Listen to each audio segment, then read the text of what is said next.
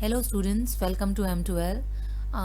आज के वीडियो में हम आपका जो CBSE का सैम्पल क्वेश्चन पेपर है 2022-23 का इंग्लिश सब्जेक्ट का, उसे आज हम डिस्कस करने वाले हैं।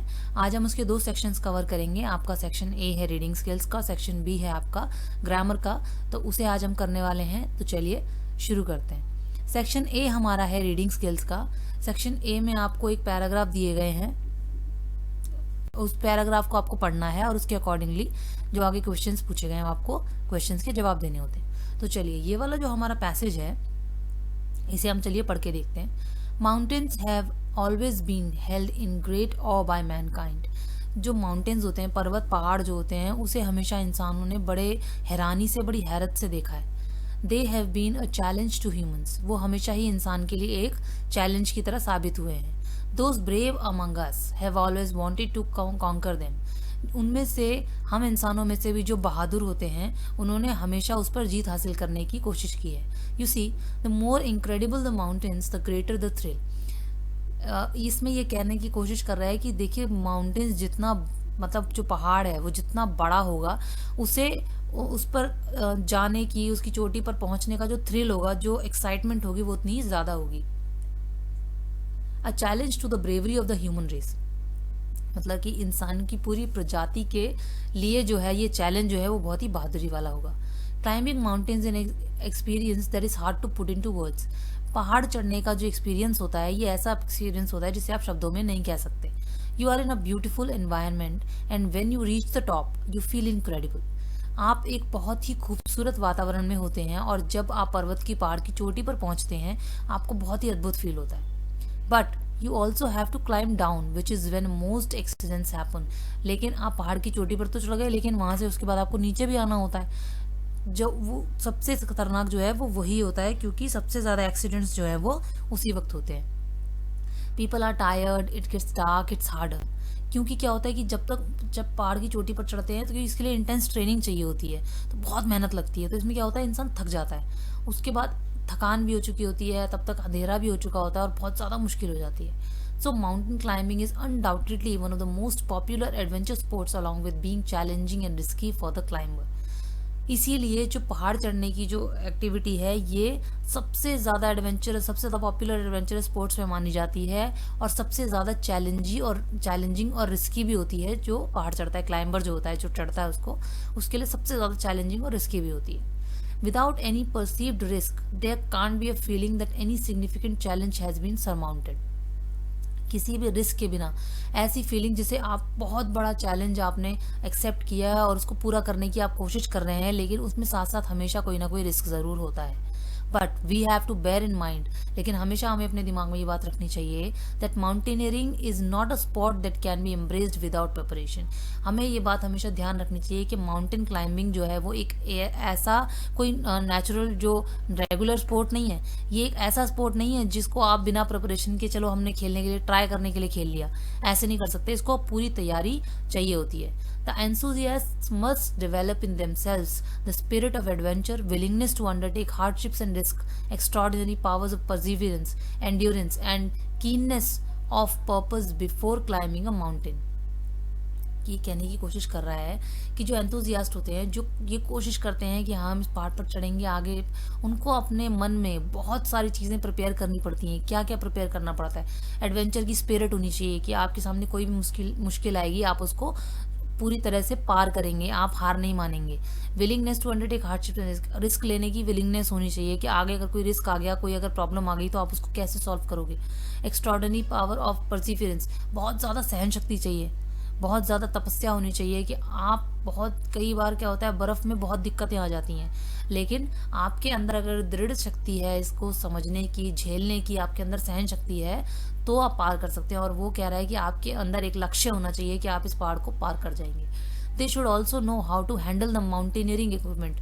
जो बच्चों पहाड़ चढ़ने की इक्विपमेंट होते हैं, वो बहुत ही ज़्यादा कॉम्प्लिकेटेड होते हैं। पहाड़ चढ़ने के लिए आपको बहुत कुछ इक्विपमेंट्स की ज़रूरत पड़ती है, जिससे कि आप ऊपर या नीचे पहाड़ पर आ जा सकते हो, लेकिन उसको हैंडल करना भी आना चाहिए, उसे हैंडल करना आसान नहीं होता है। Then comes the penance of rigorous training. उसके बाद आपकी तपस्या किस बात की आती है? बहुत ज़्यादा रिगरस ट्रेनिंग होती है, क्योंकि इसकी जो ट्रेनिंग होती है वो बहुत हार्ड होती है। This could very well be the life line of their, क्योंकि ऊपर आपकी ज़िंदगी का सवाल हो सकता है रास्ते में बर्फ़ में, क्योंकि पहाड़ पर इतनी जल्दी रेस्क्यू भी नहीं होता है ना। तो ये आपकी ज़िंदगी का सवाल होता है कि आपकी लाइफ लाइन जो है वो रिस्क पे आ जाती है। It helps inculcate and hone survival instinct that allow the climber to negotiate perilous situations. इसमें क्या होता है कि जब आप वहाँ पहुँच जाते हो, उसके बाद आपकी सर्वाइवल इंस्टिंक्ट जो है वो स्ट्रांग होनी चाहिए। सर्वाइवल इंस्टिंक्ट का मतलब ये है कि किसी भी हालात में जीने की जो दृढ़ शक्ति होती है, दृढ़ क्षमता होती है, जो एक मन में डिटर्मिनेशन होती है, ठान लेते हैं कि हाँ हम इसको पार करके ही रहेंगे। There are numerous institutes in India and abroad that offer such training. India में और बाहर भी, विदेशों में भी बहुत ऐसे इंस्टीट्यूट हैं जो माउंटेन क्लाइंबिंग के ट्रेनिंग जो है वो देते हैं। Mountain climbers are unanimous in agreeing that the unpredictable weather is what they fear the most. जितने भी माउंटेन क्लाइंबर होते हैं, उन यूनानिमस का मतलब होता है एकजुट। एक ऐसा एकजुट मत होता है उनका किस बारे में कि जो माउंटेन्स पर होते हैं, वो वहाँ पर जो मौसम होता है वो किसी भी वक्त पलट सकता है। हर एक माउंटेन क्लाइंबर को इस चीज़ का सबसे ज़्यादा डर होता है। There may be sunshine one moment and the stone stop the other. एक पल में तो वहाँ पर सूरज खिलखिलाती धूप हो सकती है, और दूसरे ही पल में वहाँ पर बर्फ का तूफान आ सकता है।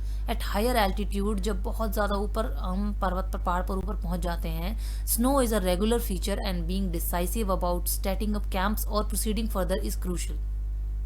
वहाँ पर क्या होता है, जैसे पहाड़ पर आप ऊपर की तरफ चढ़ते जाते हैं, वहाँ पर बर्फ़ जो है वो बढ़ती जाती है, और बर्फ़ आपको देखने में मिलेगी, और बर्फ़ की जो मोटाई होती है वो बढ़ती जाएगी वहाँ पर। तो इस टाइम पर ऐसा डिसाइड करना है कि यहाँ पर आप कैंप सेट करें, इतने टाइम के लिए, कुछ टाइम के लिए कैंप सेट कर लें, या फिर आगे बढ़ते रहें। ये बहुत बड़ा डिसीजन होता है जो हर एक माउंटेन क्लाइंबर को लेना पड़ता है।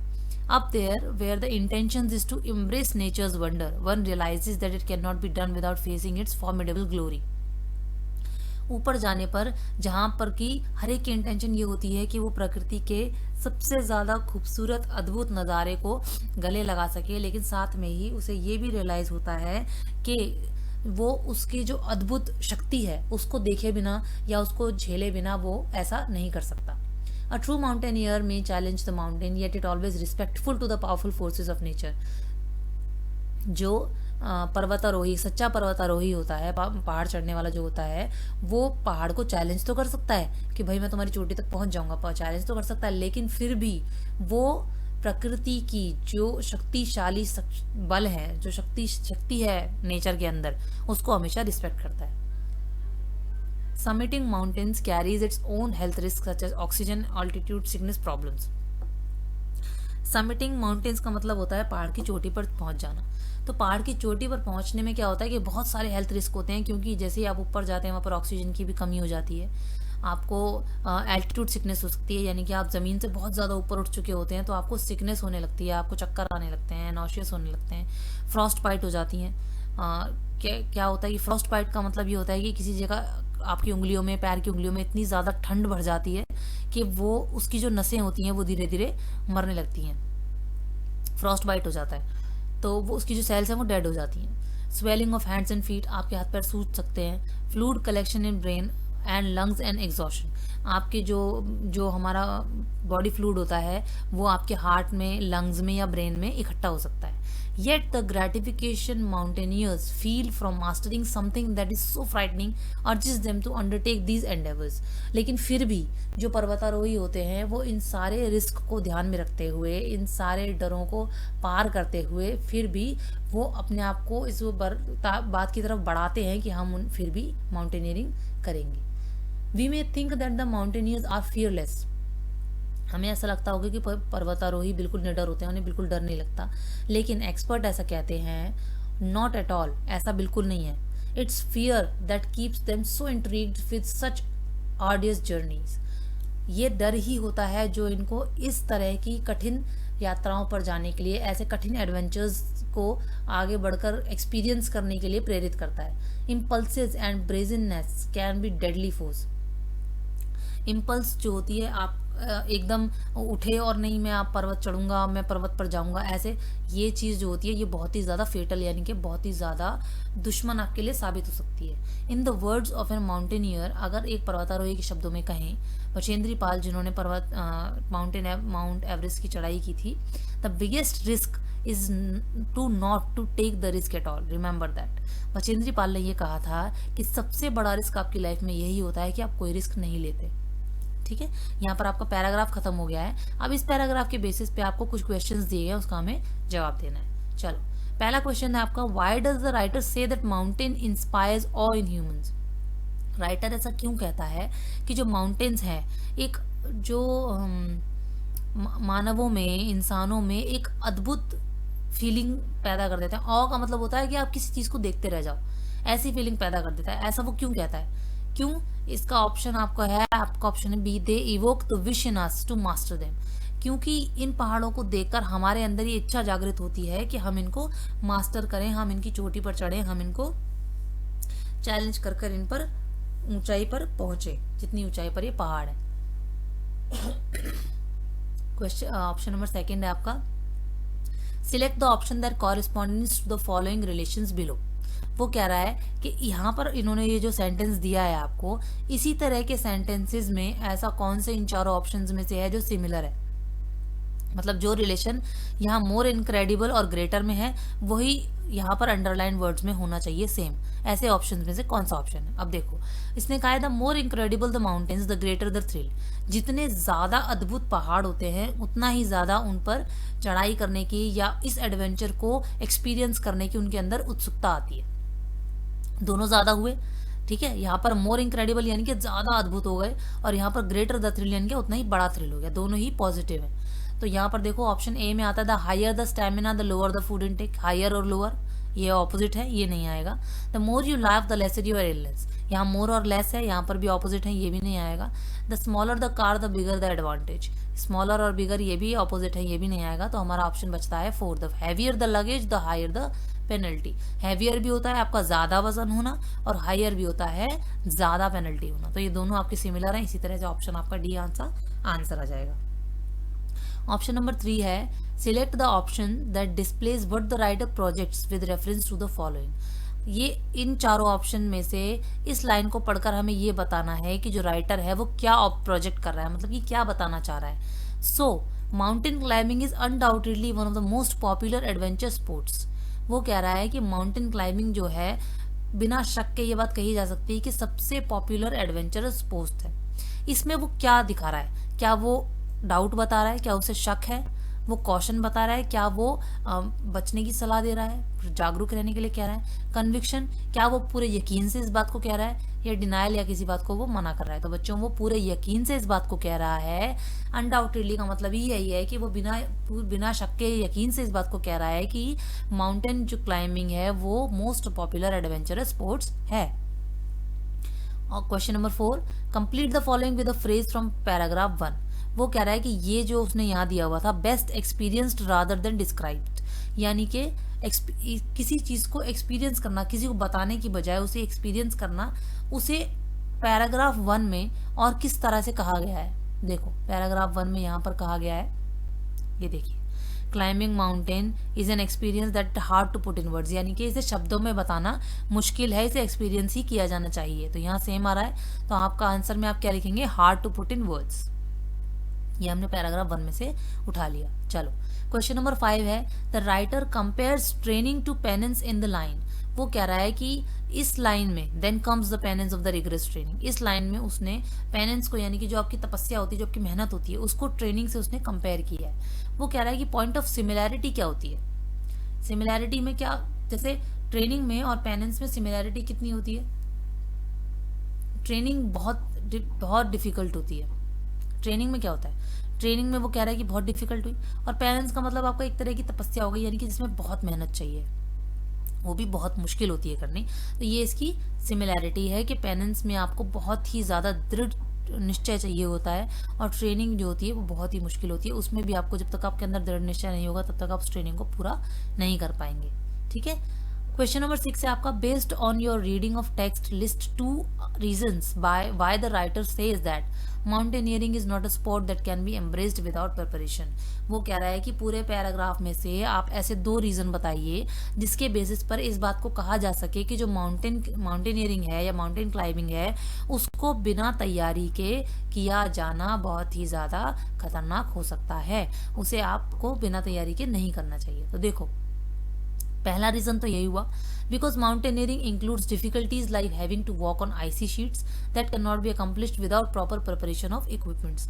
देखो वहां पर क्या होता है, बहुत मोटी मोटी परतें होती हैं बर्फों की, ठीक है, उस बर्फ में आप चल ही नहीं सकते अगर आपके पास प्रॉपर इक्विपमेंट नहीं होगा, प्रॉपर साधन नहीं होगा उन बर्फ पर चलने का, प्रॉपर जूते नहीं होंगे, ठीक है, प्रॉपर आपके पास और कोई इस तरह के टूल होता है ऐसा जिससे कि आपको बर्फ पर चढ़ने में और बर्फ पर चलने में आसानी हो।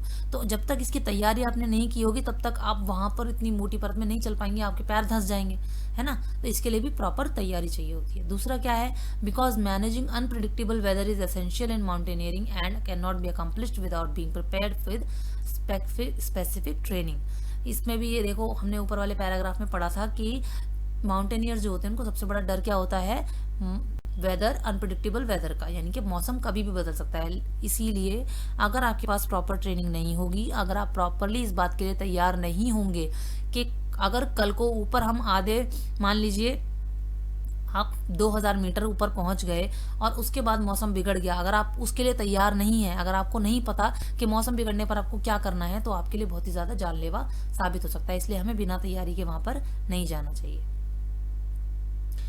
Question number 7, what connect does the writer draw out between unpredictable weather and setting up of camp?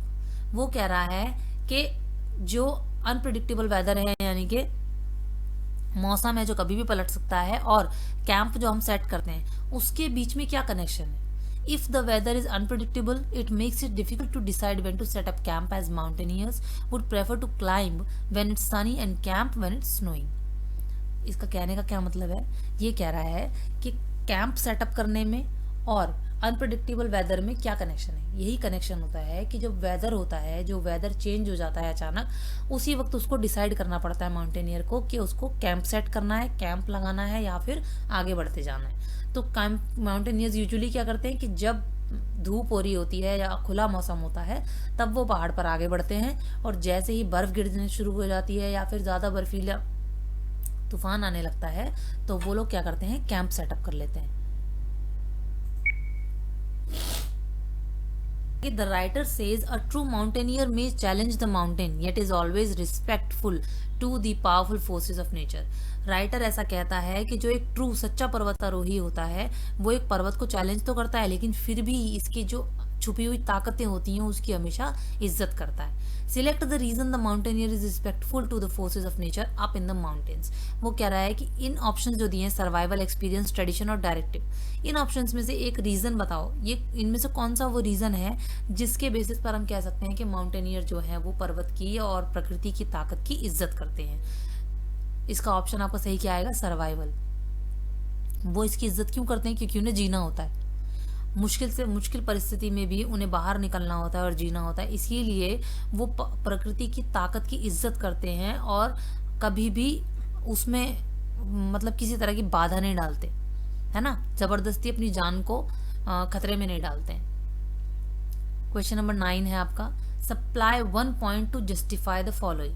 वो कह रहा है कि 1 पॉइंट दो आप इस लाइन को जस्टिफाई करने के लिए। कौन सी लाइन है, वाइल माउंटेन क्लाइंबिंग करते time an impulsive mountaineer is either disaster prone or as good as dead. Impulsive mountaineer का मतलब क्या है, इम्पल्सिव माउंटेनियर का मतलब है कि किसी ने कोई तैयारी नहीं की, कोई ट्रेनिंग नहीं की, बस कोई भी वहां पर कोई भी परिस्थिति आई और एकदम से डिसीजन ले लिया बिना सोचे समझे। इम्पल्सिव माउंटेनियर का मतलब बिना सोचे समझे कोई भी डिसीजन ले लेना। तो बिना सोचे समझे अगर कोई डिसीजन लेगा तो या तो वो डिजास्टर प्रोन होगा, या तो किसी तरह की दुर्घटना करवाएगा, और या फिर एज गुड एज डेड, या फिर उसकी मृत्यु हो जाएगी सीधे सीधे। इसको जस्टिफाई कैसे किया जाएगा, देखो, survival is the key in mountain climbing. किसी भी, जब भी आप पर्वत चढ़ते हैं या पर्वतारोहण करते हैं तो उसमें सबसे जरूरी होता है आपका जीवित रहना। किसी भी परिस्थिति में आपको बस जीवित रहना and it can be done with meticulously planning, training, with correct decision making. और ये तभी पॉसिबल हो सकता है जब आपके पास प्रॉपर ट्रेनिंग हो, आपने पूरी तरह प्लान कर रखा हो, आपके पास सारे इक्विपमेंट्स हों और आपके पास डिसीजन मेकिंग अच्छी हो, आप समय पर सही डिसीजन ले सकें। If any of these things go wrong, it could lead to accidents, fatal injuries or even death। अगर इनमें से कोई भी चीज़ सही नहीं होती है, या आपके पास ट्रेनिंग नहीं है, या आपने प्लानिंग नहीं किया, कोई भी चीज़ गलत चली जाती है अगर, तो बहुत ही ज़्यादा जानलेवा एक्सीडेंट्स भी हो सकते हैं और मृत्यु भी हो सकती है। ठीक है। क्वेश्चन नंबर 10 है, evaluate the inappropriate reason for the feeling of exhilaration on reaching a summit that the mountain climber experience. वो कह रहा है, इसने 4 ऑप्शन दिए नीचे। ठीक है, उन ऑप्शंस में से कौन सा गलत रीजन है पर्वत की चोटी पर चढ़कर वो अद्भुत नज़ारे को एक्सपीरियंस करने का, कौन सा रीजन सही नहीं है। ऑप्शन देखते हैं, चलो। पहला रीजन है achievement of a seemingly impossible feet. मान लो कि बहुत ही नामुमकिन सी लगने वाली चीज को आपने हासिल कर लिया, क्या सिर्फ इसलिए जाते हैं माउंटेन क्लाइंबिंग करने। दूसरा, स्पेक्टेक्युलर पैनोरामिक व्यू, क्या पर्वतों के ऊपर चढ़कर पूरी प्रकृति का नजारा लेने के लिए जाते हैं सिर्फ। क्या application of the incalculated survival instinct, क्या आपने जो सर्वाइवल इंस्टिंक्ट मतलब कि मुश्किल परिस्थितियों में जिंदा रहने के जो तरीके सीखे हैं, क्या आप उसको टेस्ट करने के लिए जाते हैं माउंटेन क्लाइंबिंग करने के लिए। नहीं, इन तीनों में से आप नहीं करते हैं। आंसर क्या है, opportunity to use sophisticated mountaineering equipments. Reason क्या है, फीलिंग के लिए। आप कब उसको फील कर सकते हैं प्रॉपरली, जब आपके पास अपॉर्चुनिटी हो, आपके पास सोफिस्टिकेटेड पर्वत पर पर्वतारोहण करने वाले इक्विपमेंट्स हैं, आपके पास टूल्स हैं, हथियार हैं, चीज़ें हैं जिससे आप इस्तेमाल हो सकती हैं वो, और आपके पास वो चीज़ें हैं और आप इसको इस्तेमाल करना चाहते हैं सही तरीके से विद प्रॉपर ट्रेनिंग, तभी ये सही रीज़न होगा कि आप पर्वतारोहण करें और उस एक्सपीरियंस को लें। ठीक है, चलिए, ये आपका एक पैराग्राफ खत्म हो गया और उसके क्वेश्चंस आपके खत्म हो गए, फिनिश हो गए हैं। अब आपका रीडिंग स्किल्स वाले में ही ये सेकंड पैराग्राफ है। अब इस सेकंड पैराग्राफ के भी कुछ क्वेश्चंस होंगे, इन्हें पढ़ेंगे, इनके क्वेश्चंस होंगे और इनके आंसर करेंगे हम। चलिए, ये वाला पैराग्राफ पढ़ते हैं। The north east of India is a melting pot of variegated culture, mosaic of people and races and ethnic tapestry of many hues and shades. उसका कहने का मतलब ये है कि जो नॉर्थ ईस्ट इंडिया है, हमारा जो नॉर्थ ईस्ट भाग है इंडिया का, वो एक तरह से समझ लीजिए एक पेंटिंग है जिस पर बहुत सारे कलर्स हैं, बहुत सारे शेड्स हैं, यानी कि वहाँ पर बहुत सारी प्रजातियाँ, बहुत सारे जाति प्रजाति पाई जाती हैं, बहुत सारे लोग हैं। ठीक है, बहुत सारे रेसेस पाई जाती हैं, कई तरह के पीढ़ियाँ हैं, तो बहुत सारी चीज़ों का मिश्रण है वहाँ। ठीक है, yet these states are lesser explored as compare to the rest of the country. लेकिन फिर भी इंडिया के बाकी जगहों के मुकाबले में नॉर्थ ईस्ट का जो पार्ट है उसको सबसे कम एक्सप्लोर किया जाता है, यानी कि वहाँ पर टूरिस्ट सबसे कम आते हैं। The new generation of travellers who are money rich and time poor, मतलब कि जो नई जनरेशन है यात्रियों की, जो क्या है, money rich and time poor, मतलब कि उनके पास पैसा बहुत है और टाइम कम है। Are increasingly looking for unique experiences, वो क्या कर रहे हैं, वो इस तरह से उनकी जो इच्छा है वो बढ़ती जा रही है। वो क्या चाहते हैं कि वो यूनिक एक्सपीरियंसेस लेना चाहते हैं। A phenomena being called the emergence of the experience economy, यानी कि इस तरह से एक्सपीरियंस लें कि उनको यूनिक एक्सपीरियंस भी मिल जाए और इकोनॉमिकली भी उनको कोई नुकसान भी ना हो। ठीक है, for this new and growing breed of tourist, इस तरह के यात्रियों की संख्या बढ़ने से the north east with its variety and uniqueness holds immense attraction. इस वजह से क्या हुआ है कि नॉर्थ ईस्ट की जो एरिया है, नॉर्थ ईस्ट का जो भाग है, उसने अपनी यूनिकनेस को ध्यान में रखते हुए बहुत सारे टूरिस्ट को अट्रैक्ट किया है, बढ़ा दिया है, अट्रैक्टिवनेस जो है वो बढ़ गई है उसकी। A study conducted in 2020 by doctor Sharad Bhutia, doctor Sharad Bhutia ने एक स्टडी कंडक्ट किया 2020 में, रिवील्ड, उसने क्या बताया है हमें, that the foreign tourist arrival in the north east, जो बाहर के जो लोग हैं जो नॉर्थ ईस्ट इंडिया में आ रहे हैं, increased from 37,380 persons in 2005 to 1,18,552 in 2014। यानी कि जो उस स्टडी ने ये बताया कि 2005 में जितने 37,380 लोग जो फॉरेन टूरिस्ट थे वो नॉर्थ ईस्ट इंडिया में आए थे, वो बढ़कर 2014 में 1,18,552 हो गए। The overall growth rate of tourists, both domestic and foreign, in the Northeast was as high as 26.44% during 2005-6. यानी कि वो कह रहा है कि ओवरऑल अगर ग्रोथ रेट देखी जाए कि मतलब देश का, हमारे देश के लोग भी एज अ टूरिस्ट वहाँ नॉर्थ ईस्ट में जा रहे हैं और फॉरेनर भी वहाँ नॉर्थ ईस्ट में जा रहे हैं, उसकी जो ट्रैवलिंग की जो है, टूरिज्म की जो रेट है वो 2005-6 में 26.44% तक बढ़ गई थी. A high and positive growth of 12.53% was registered in foreign tourist visit to northeast states of India during 2012 from 2011. वो कह रहा है कि बहुत ही ज़्यादा बढ़त 12.53% की जो बढ़त देखी गई 2011-12 में. किसकी बढ़त? जो फॉरेन टूरिस्ट जो है नॉर्थ ईस्ट इंडिया में आए देखने के लिए. Which further rose to register a growth of 27.93% during 2013 from 2012, जो कि और भी ज्यादा बढ़ गई. कितनी? 27.93% हो गई 2012-13 में. Foreign tourist arrival in north east witnessed a growth in of 39.77% during 2014 from 2013.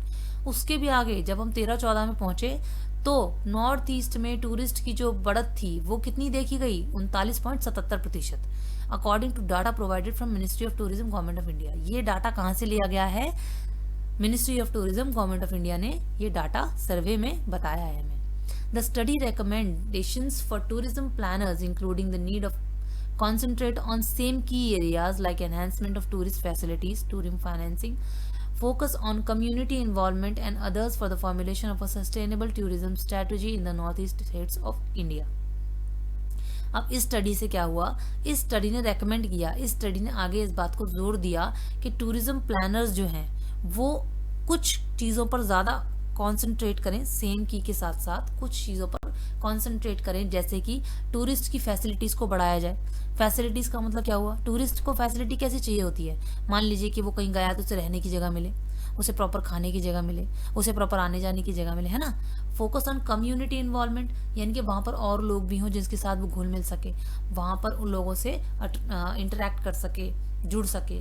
Others for formulation of sustainable tourism strategy, इसी तरह की टूरिज्म स्ट्रैटेजी को, सस्टेनेबल टूरिज्म स्ट्रैटेजी बनाए रखने की ज़रूरत है. कहाँ के लिए? North east part of India के लिए. ठीक है, ये आपका पैराग्राफ हो गया north east part of India के टूरिज्म के रिगार्डिंग. अब इसके क्वेश्चंस देखते हैं. चलो, इसका आपका क्वेश्चन नंबर 1 है, infer one reason for the following based on information in paragraph 1. The rate of tourism in the north east of India puzzles tourism officials. वो कह रहा है, लाइन जो कह रही है वो ये कह रही है कि जो नॉर्थ ईस्ट ऑफ इंडिया है, मतलब कि इंडिया का जो उत्तर पूर्वी भाग है, उसका जो टूरिज्म है वो टूरिज्म ऑफिशियल्स को पजल कर देता है, मतलब कि उन्हें कंफ्यूज कर देता है. इसका कारण क्या है? वो कह रहा है रीजन बताओ. रीजन क्या हो सकता है? रीजन यही है, देखिए यहाँ पर लिखा हुआ है पैराग्राफ 1 में से कह रहा है ना वो, ये देखो, ये रहा. रीजन क्या हो सकता है? रीजन यही हो सकता है कि क्यों टूरिज्म ऑफिसर्स को कंफ्यूज इसलिए हो जाते हैं क्योंकि इंडिया के बाकी की जगहों पर, बाकी के क्षेत्रों में टूरिस्ट जो हैं वो ज़्यादा आते हैं बजाय कि नॉर्थ ईस्ट पार्ट के. देखो, this is so because the states are lesser explored as compare to the rest of the country in spite of having lots to offer. North east India में भी ऐसी बहुत सारी चीज़ें हैं जिस पर टूरिस्ट जो है वो अट्रैक्ट हो सकते हैं, लेकिन फिर भी इसकी बजाय इंडिया के बाकी सारे जगहों को ज़्यादा एक्सप्लोर किया जाता है. Question number 2, select the appropriate option to fill in the blanks. अब वो कह रहा है कि इस जहां पर ये जो फिल इन द ब्लैंक्स 2 दिए गए हैं आपको, इन ऑप्शंस में से ढूंढकर इन दोनों फिल इन द ब्लैंक्स को भरना है.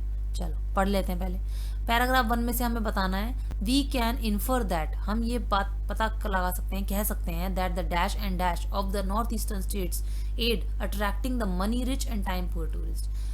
नॉर्थ ईस्ट पार्ट की ऐसी कौन सी 2 विशेषताएं हैं जो money rich and time poor tourist जो हैं, इस तरह के जो टूरिस्ट हैं उनको अट्रैक्ट करती है, अपनी तरफ बुला रही है. डिस्टिंक्टिवनेस, अलग होने की जो खूबी है वो. कन्वेंशनैलिटी, यानी कि जो पारंपरिक तरीका वहाँ चलता आ रहा है. डाइवर्सिटी, विविधता है वहाँ. यूनिफॉर्मिटी, एक जैसा है सब कुछ वहाँ पर. और मॉडर्निटी, वहाँ पर वो जो चीज़ है, मॉडर्नाइजेशन फैल गया है, यानी कि आधुनिकता आ गई है. इसमें से कौन सा ऑप्शन सही है? इसमें से बच्चों आपका ऑप्शन नंबर ए सही है, यानी कि फर्स्ट एंड 3. यहाँ पर आएगा आपका डिस्टिंक्टिवनेस एंड डाइवर्सिटी. वहाँ पर एक तो यूनिकनेस है, एक बिल्कुल अलग होने की जो उसकी प्रतिभा है वो, और उसकी जो डाइवर्सिटी है, यानी कि उसकी विविधता है. यहाँ पर बहुत तरह के लोग पाए जाते हैं, बहुत तरह की रेसेस पाई जाती हैं, पीढ़ियाँ पाई जाती हैं, है ना. तो ये सब जो है इसमें यहाँ पर फिल इन द ब्लैंक्स में आपके आ जाएगा. चलिए ऑप्शन नंबर 3 है, क्वेश्चन नंबर 3 है आपका, complete the following analogy correctly with a word phrase from paragraph 1। वो कह रहा है कि पैराग्राफ 1 में से आपको एक ऐसा शब्द उठाना है जो इस एनोलॉजी को पूरा कर सके। ठीक है, एनोलॉजी में उसने क्या दिया था, aroma is to cooking and dash is to painting, यानी कि जिस तरह से कुकिंग का जो है अरोमा इंटीग्रल उससे बह रहा होता है। अरोमा क्या होता है कि कुकिंग आता है कब खाने की खुशबू आती है ना, तो अरोमा है वो फैल जाता है, आपको पता चल जाता है वाह वही खुशबू आ रही है ना। तो इस तरह कुकिंग से जो अरोमा जुड़ा हुआ है, उसी तरह पेंटिंग से क्या जुड़ा हुआ है, ह्यूज एंड शेड्स, यानी कि उसके जो डिफरेंट डिफरेंट कलर्स और शेड्स होते हैं वो पेंटिंग से जुड़े हुए होते हैं। तो ये आपका आंसर है। नेक्स्ट है आपका question number 4, select the correct option to complete the following sentence. वो कह रहा है कि ये 4 ऑप्शन उसने नीचे दिए हुए हैं, उसमें से आपको इस लाइन को पढ़कर उसके फिल इन द ब्लैंक्स को भरना है। आपकी लाइन क्या है, travellers advocating the experience economy seek a holiday package with dash. Paragraph 1 में से हमें निकालना है कि जो इकोनॉमिकल एक्सपीरियंस इकोनॉमी यानी कि कम पैसों में जो ज़्यादा अच्छे से और यूनिकनेस के साथ ट्रैवल करना चाहते हैं, टूरिज्म का मज़ा लेना चाहते हैं, वो क्या देखते हैं, बेसिकली किस चीज़ की उम्मीद रखते हैं। ठीक है, इसका आंसर है आपका option number B, a wholesome experience. Experience economy का मतलब ये है कि wholesome experience within the budget they have plan for, मतलब कि जितने बजट में उन्होंने सोचा है उतने ही बजट में उन्हें पूरा अद्भुत एक्सपीरियंस जो है वो टूरिज्म का उस जगह का वो है वो मिल जाए। क्वेश्चन नंबर 5 में वो कह रहा है कि select the chart that appropriately represent the trend of foreign tourist travels in the north east from 2011 to 2014 as per paragraph 2। यानी कि देखो इसने कई तरह का चार तरह का ग्राफ दिया है, सॉरी 4 तरह का ग्राफ है। देखो इसमें बढ़ रहा है, फिर घटा, फिर बढ़ा, फिर और बढ़ गया। यहाँ पर कंसिस्टेंट है, ठीक है, बढ़ता जा रहा है बढ़ता जा रहा है बढ़ता जा रहा है। यहाँ पर क्या है, बढ़ा और फिर उतना ही रह गया। यहाँ पर क्या है कि बढ़ा और फिर इस तरह से, मतलब कंसिस्टेंट रहा इतने साल तक, फिर बढ़ता चला गया। तो ऑप्शन नंबर, अब देखो पैराग्राफ 2 में उसने हमें 2011 से 14 के बीच में क्या बताया था, ये है ना। देखो 11 से 14 के बीच में क्या बताया कि जो टूरिज्म ग्रोथ था वो पहले 12.53% बढ़ा, फिर 27.93% बढ़ा, फिर 39.73% बढ़ा, मतलब कि कंसिस्टेंटली बढ़ता ही जा रहा है ना, यूनिफॉर्मली बढ़ रहा है। तो यहाँ पर यूनिफॉर्मली बढ़ने वाला कौन सा है आपका ग्राफ, ऑप्शन नंबर 2, यानी कि ये जो है कंसिस्टेंट ग्रोथ जो है ये होती जा रही है, यानी कि आपका ऑप्शन नंबर 2 वो सही है।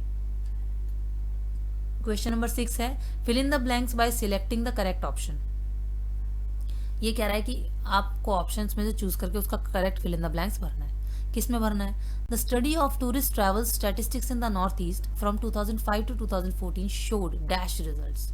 वो कह रहा है कि जो टूरिज्म और ट्रैवल के बारे में 2005 से लेकर 2014 की जो स्टडी की गई नॉर्थ ईस्ट भाग को लेकर, इंडिया के उत्तर पूर्वी भाग को लेकर, उसमें हमें कैसे रिजल्ट्स दिखाई दिए। एक्सपेक्टेड, क्या हमें उम्मीद थी पहले से। एनकरेजिंग, यानी कि हमें एक तरह से प्रेरणा मिली कि बढ़ता जा रहा है वो चीज़। इनकंसिस्टेंट, इनकंसिस्टेंट का मतलब जो होता है जो घट रहा है बढ़ रहा है, घट रहा है बढ़ रहा है। क्वेश्चनेबल का मतलब ये है कि हम अभी डाउट में। तो हमारे पास क्या है, एंकरेजिंग। यहाँ हमने देखा ना कंसिस्टेंटली बढ़ता ही जा रहा है, तो इसका आंसर क्या होगा, एंकरेजिंग, यानी कि हमें इस बात से प्रेरणा मिलती है कि जो ट्रैवल टूरिज्म है नॉर्थ ईस्ट में वो बढ़ता जा रहा है। क्वेश्चन नंबर 7 क्या है, substitute the word witnessed with one word similar in the meaning of the following sentence from paragraph 2। आपको ये देखिए यहाँ लिखा है ना, foreign tourist arrivals in the north east witnessed growth of. इस विटनेस्ड का आपको पैराग्राफ 2 में से ढूंढना है और एक वर्ड जो है वो इसके सिमिलर में चुनना है। ये पैराग्राफ 2 में से लाइन उठाई गई है ना, इसके सिमिलरली आपको एक वर्ड चुनना है। तो आप इसमें विटनेस की जगह क्या लिख सकते हैं, रिकॉर्डेड। इस बात को देखा गया, इस बात को रिकॉर्ड किया गया, इस बात को दर्ज किया गया कि जो नॉर्थ ईस्ट एरिया जो है, नॉर्थ ईस्ट भाग जो है इंडिया का, उसमें टूरिज्म जो है वो बढ़ता जा रहा है। ठीक है, क्वेश्चन नंबर 8 है आपका, list 2 examples of tourist facilities as referred to in paragraph 3। वो कह रहा है कि पैराग्राफ 3 जो था, यहाँ पर जहां इसने टूरिस्ट फैसिलिटी की बात की थी, देखो ये ना टूरिज्म फैसिलिटीज देनी चाहिए, टूरिज्म फैसिलिटीज का वो हम बताना चाहिए। वो कह रहा है कि ऐसी 2 फैसिलिटीज हमें बताओ कि कौन सी टूरिस्ट फैसिलिटीज की बात हो रही है। तो हमने जैसे कि हमने पहले डिस्कस किया कि पहली फैसिलिटी तो होती है कि भाई कोई आया है घूमने के लिए तो वो रहेगा कहाँ, उसकी अकोमोडेशन फैसिलिटी हो गई कि हॉस्टल में रहे, इन होती हैं, सराय होती हैं छोटी छोटी, वहाँ रह ले, पार्क घूमने के लिए मिल जाए, म्यूजियम्स मिल जाए घूमने के लिए, शॉपिंग आउटलेट जहाँ वो शॉपिंग कर सके। ठीक है, दूसरी सबसे बेसिक फैसिलिटी क्या हो गई, ट्रांसपोर्ट फैसिलिटी, यानी कि नॉर्थ ईस्ट पार्ट में ही अगर उसे एक जगह से दूसरी जगह जाना है तो वहाँ पर प्रॉपरली ट्रांसपोर्ट हो, बस हो, साइट सीइंग बसेज होती हैं, जैसे आपको चार्ज में आपको पैकेज में मिल जाती हैं कि भाई पूरा नज़ारा दिखाएंगे या पूरा जगह आपको घुमा देंगे, है ना। पासेस हो गए, पासेस मिल जाएं आपको। कार हायरिंग सर्विस होनी चाहिए कि अगर आपको खुद ही ट्रैवल करना है तो आप एक जगह से कार जो है किराए पे ले सकते हैं, हायर कर सकते हैं, और वहाँ से आप खुद ही अपना टूरिज्म अपना आगे टूर कर सकते हैं उसका। क्वेश्चन नंबर 9 है, list one reason why the researchers recommend that the formulation of a tourism strategy in the north eastern states of India be sustainable. वो कह रहा है एक ऐसा कारण बताओ कि रिसर्चर्स ऐसा क्यों कहते हैं कि जो नॉर्थ ईस्ट के जो भागों में वो टूरिज्म का जो ग्रोथ चल रहा है वो सस्टेन रहना चाहिए, मतलब कि वैसा ही बने रहना चाहिए।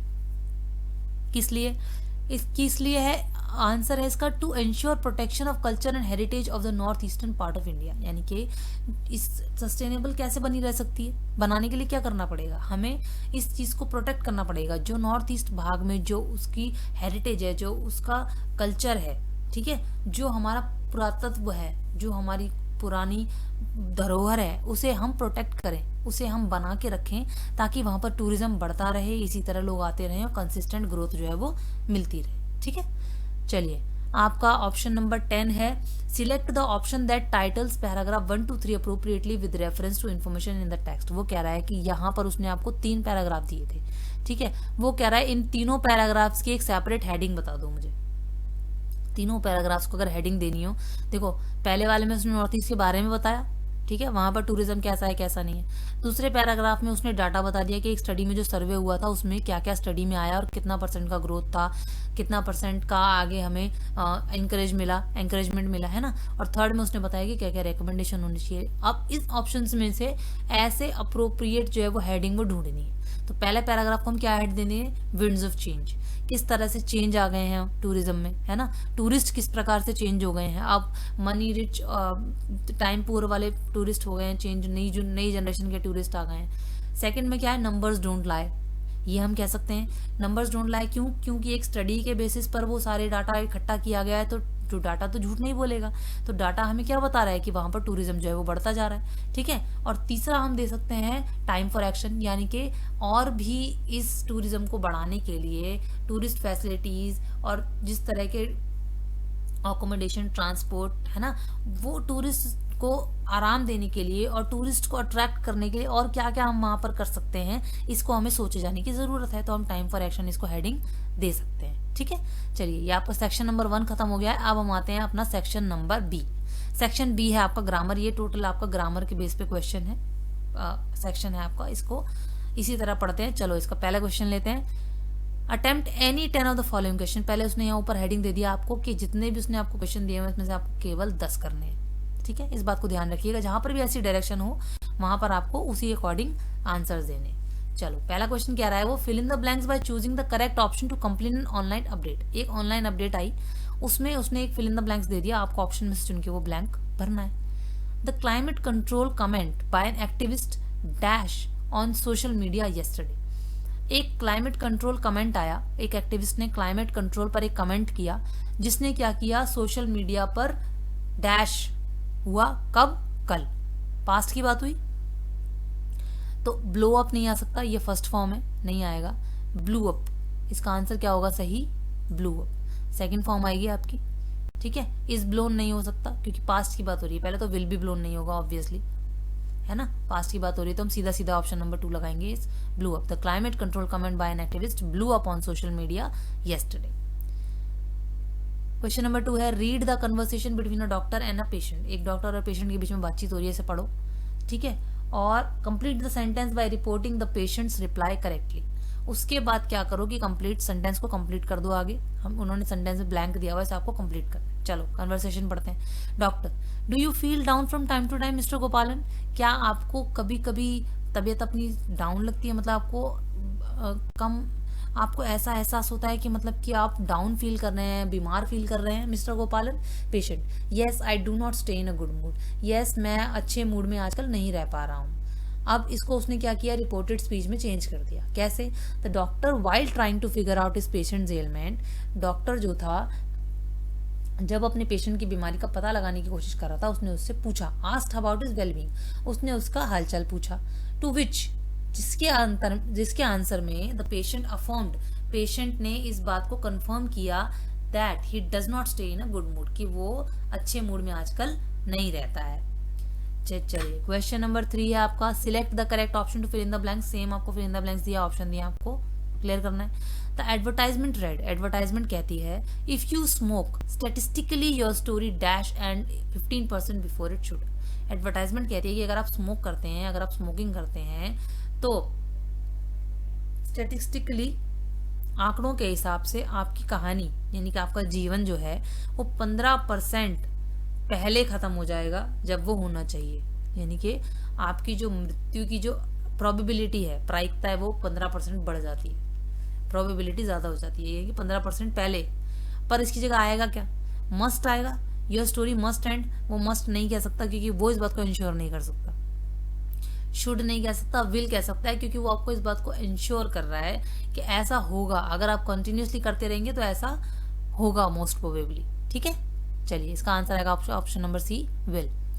अगले में वो कहता है select the option that identifies the error and supplies the correctness for the following line from the news report. वो कह रहा है एक न्यूज रिपोर्ट में एक लाइन आई, उस लाइन में कहीं ना कहीं एक एरर है, उस एरर को आपको पकड़ना है, उसको बताना है और उसको करेक्ट करना है। चलो, वो कह रहा है कि last week a child was not allowed to board the plane at Ranchi airport. अब इसमें कहाँ कहाँ गलती है? क्या चाइल्ड में गलती है? चाइल्ड की जगह चिल्ड्रन आना चाहिए था? नहीं, चाइल्ड ही आना चाहिए था। एक ही बच्चे की बात हो रही है, अ चाइल्ड है तो चाइल्ड ही आएगा। लास्ट प्रीवियस यानी कि लास्ट वीक, प्रीवियस वीक नहीं होता है, लास्ट वीक ही होता है, ये भी सही है। द की जगह आना चाहिए अ, कहाँ? लास्ट वीक अ चाइल्ड, यहाँ पर नहीं। Last week a child was not allowed to board the plane की जगह आएगा क्या? A plane. कौन से प्लेन की बात हो रही है हमें तो नहीं पता, तो हम द प्लेन नहीं लगा सकते, तो हम क्या लिखेंगे? अ प्लेन। तो एरर क्या है? द की जगह आपका आएगा a plane. Option number 5, question number 5 है complete the given narrative by filling the blanks with the correct option. वो कह रहा है कि पूरे नैरेटिव को पढ़ो और उसमें जहां एक जगह फिल इन द ब्लैंक्स दिया है, वो नीचे ऑप्शन दिए हैं, उसको पढ़ो और उसकी जगह एक आपको ब्लैंक को भर देना है। As I was standing on the dock, जब मैं किनारे पर खड़ा था। Looking out at the lake for the last time, जब मैं झील में आखिरी बार देख रहा था। अ फीलिंग ऑफ एम्प्टीनेस, एक खालीपन की जो भावना थी। Dash over me like darkness, वो अंधेरे की तरह मेरे ऊपर फैल गई। आंसर क्या आएगा इसमें? Will wash, had washed, will have washed या वॉश्ड? इसमें सिंपली आपका आएगा washed. The feeling of emptiness washed over me like darkness. Question number 6 है fill in the blank by using the correct form of word in the bracket for the given portion of a letter. एक letter का एक portion दे दिया, उसमें उसने आपको bracket में जगह दे दी और एक ब्लैंक दे दिया है, उसकी आपको करेक्ट फॉर्म ऑफ वर्ब लगानी है। सब्जेक्ट है request for approval. Dear sir, this is so respectfully submit that I dash approval for organizing a tree plantation drive to be undertaken by the club। वो कह रहा है कि मुझे आप परमिशन दीजिए कि मैं एक ट्री प्लांटेशन ड्राइव जो है वो ऑर्गेनाइज कर सकूं अपने क्लब द्वारा। अब वो सिर्फ परमिशन मांग रहा है, ठीक है। यहाँ पर सिंपली आई के साथ आप सीक ही लगाएंगे। सीक है, इसका सीक आएगा। आई एम सीक नहीं आएगा, आई विल सीक नहीं आएगा, कुछ नहीं आएगा, सिर्फ आपका सिंपली सीक आएगा। आई सीक अप्रूवल, मैं अप्रूवल चाहता हूँ, देखता हूँ, आप उम्मीद कर रहा हूं for organising a tree plantation drive to be undertaken by the club. Question number 7 report the dialogue between a grandson and grandfather by completing the sentence. इसमें भी आपको कन्वर्सेशन दी हुई है, बातचीत दी हुई है, आपको जो ब्लैंक सेंटेंस है उसको कंप्लीट करना है, ठीक है। ग्रैंडसन कहता है grandpa who are your super heroes. जो पोता है वो दादा से पूछता है कि आपके सुपर हीरोज कौन है। ग्रैंडपा कहते हैं anyone who show kindness and compassion to others. कोई भी ऐसा व्यक्ति जो दूसरों के प्रति दयालुता दिखाता है और प्रेम की भावना दिखाता है, वो मेरे लिए सुपर हीरो है। अब इसको उसने रिपोर्टेड स्पीच में किया। In response to the question about his super heroes के बारे में पूछे जाने वाले क्वेश्चन के रिस्पॉन्स में ग्रैंडफादर ने कहा that it is anyone who show kindness and compassion to others. यहाँ पर आप क्या लगा देंगे? एडिशन में इट इज लगा देंगे और सेंटेंस लिख देंगे it is anyone who shows kindness and compassion to others, वही उसके सुपर हीरोज हैं। चलिए क्वेश्चन नंबर 8 में वो कह रहा है identify the error in the given sentence from a school magazine and report and supply the correction. ऊपर वाले में उसने आपको सारी एरर बता रखी थी, उसमें से आपको बतानी थी कि एक्चुअल एरर कौन सी है। यहाँ पर आपको उसने एरर नहीं दी है, उसने आपको सिर्फ एक सेंटेंस दिया है, उसमें एरर आपको खुद ढूंढनी है और आपको करेक्ट उसकी जगह जो वर्ड आएगा वो बताना है। चलिए हम लाइन पढ़ें। In order to balancing the sentiments of the eagles and the hawks the student council suggested a rematch between the teams. वो कह रहा है कि ईगल्स एंड हॉक्स, ये दो टीम्स हैं, इनके सेंटिमेंट्स को, इनकी भावनाओं को बैलेंस करने के लिए, संतुलित करने के लिए स्टूडेंट काउंसिल ने कहा कि इन दोनों टीम्स के बीच में एक रीमैच करा दिया जाए। लेकिन इसमें गलती कहाँ है? In order to balancing the sentiments नहीं आएगा, in order to balance the sentiments होता है। तो आपकी एरर क्या है इसमें? बैलेंसिंग, और उसकी जगह करेक्शन क्या आएगी? बैलेंस। तो आप इसको लिख देंगे। चलिए, क्वेश्चन नंबर 9 है आपका, Sunil share some information with Tariq about a holiday at sea, report Tariq question. वो कह रहा है कि सुनील ने कुछ इन्फॉर्मेशन शेयर की तारिक से, एक हॉलीडे जो वो समुद्र के पास मनाने वाला है। अब वो कह रहा है कि तारिक ने उससे कैसे क्वेश्चन पूछा, उसको आप रिपोर्टेड स्पीच में लिखो। अब क्वेश्चन उसका क्या था? Did you enjoy travelling by sea, क्या तुमने समुद्र के पास ट्रैवल करना एंजॉय किया? ठीक है, अब इसको हमें रिपोर्टेड स्पीच में पूछना है। तारिक आस्क सुनील, इफ भी लगा सकते हो, आप वेदर भी लगा सकते हो। Tariq ask Sunil if he had enjoyed travelling by the sea, Tariq ने सुनील से पूछा कि क्या उसने समुद्र के पास ट्रैवल करने को एंजॉय किया।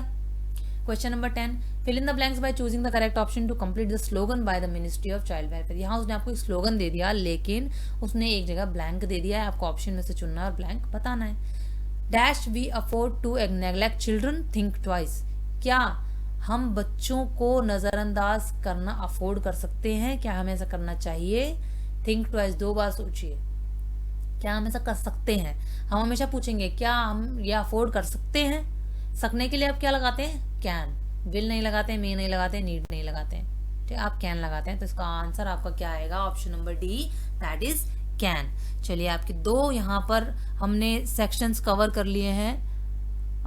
इसमें आपके 2 क्वेश्चंस और हैं, अभी 2 क्वेश्चंस हैं। क्वेश्चन नंबर 11 है, select the correct option to complete the narration of the dialogue between Latha and her father. Latha और उसकी फादर के बीच में कन्वर्सेशन हुई है, उसमें उसने एक जगह कन्वर्सेशन में उसने ब्लैंक छोड़ दिया है, वो ब्लैंक में उसने ऑप्शन दिए हैं, आपको ढूंढना है और बता देना है। चलिए, उसको पढ़ते हैं पहले।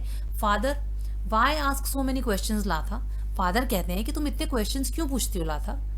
लता, वो कहती है I believe that if you don't know the answer keep asking till you do.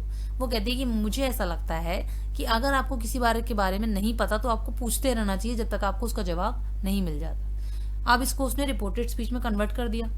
Father ask Lata the reason for the many questions she was asking.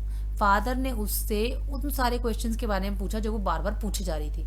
लता ने एक्सप्लेन किया गुड ह्यूमरली, मतलब कि मजाक में उसने बड़े अच्छे से आंसर किया।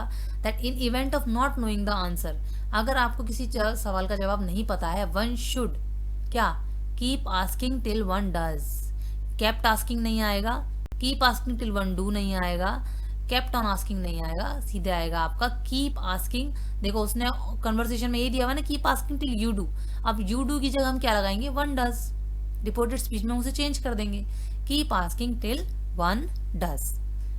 ठीक है, क्वेश्चन नंबर 12 आपका लास्ट क्वेश्चन है, identify the error on shops hoarding and supply the correction for the following sales offer. वो कह रहा है कि एक बोर्ड लगा हुआ है, किसी शॉपकीपर का बोर्ड लगा हुआ है, इसमें आपको एरर ढूंढनी है और आपको करेक्शन बतानी है। ये है आपका Gumnam and daughters private limited, Bindapur, Jharkhand. Massive discount for all senior citizen vaccinated with the precautionary dose. देखो पहली बात तो ये है कि यहाँ पर सीनियर सिटीजन है तो ऑल नहीं आ सकता, ठीक है, और ऑल सीनियर सिटीजन्स नहीं लगा सकते हैं हम, क्योंकि उसने अपने तरफ से बता दिया, सीनियर सिटीजन लिख दिया। तो करेक्शन कहाँ है? करेक्शन है इसमें, ऑल में।